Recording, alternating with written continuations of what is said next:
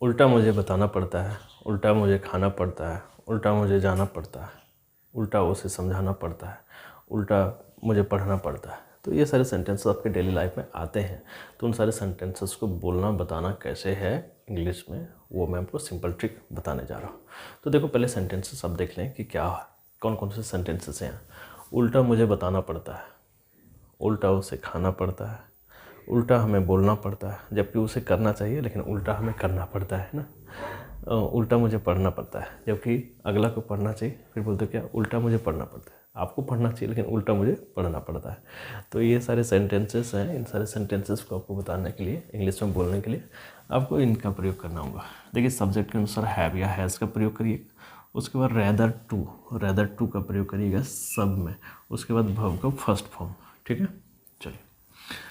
उल्टा मुझे बताना पड़ता है, तो देखिए सब्जेक्ट मुझे है, तो मुझे का यहाँ पे आई के साथ लग जाएगा हैव। आई हैव हो गया, फिर रेदर टू लगाइए,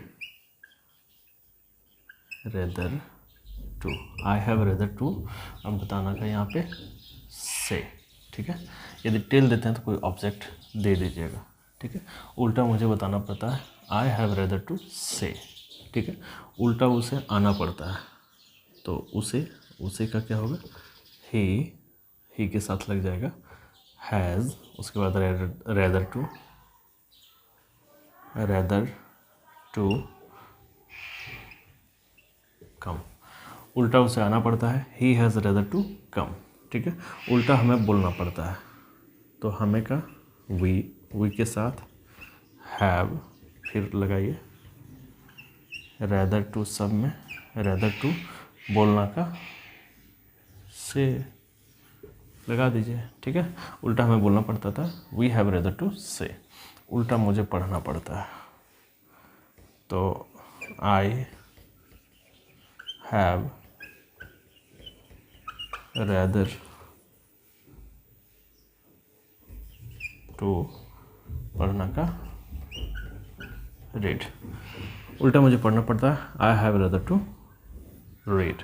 ठीक है, तो सेंटेंसेस को आप देखें, एक बार फिर से आपको समझा देता हूँ। उल्टा मुझे बताना पड़ता है, आई हैव रेदर टू से। टिल लगाइएगा तो कोई ऑब्जेक्ट आप दे सकते हैं। उल्टा उसे आना पड़ता है, he has rather to come. उल्टा हमें बोलना पड़ता है, वी हैव रेदर टू से।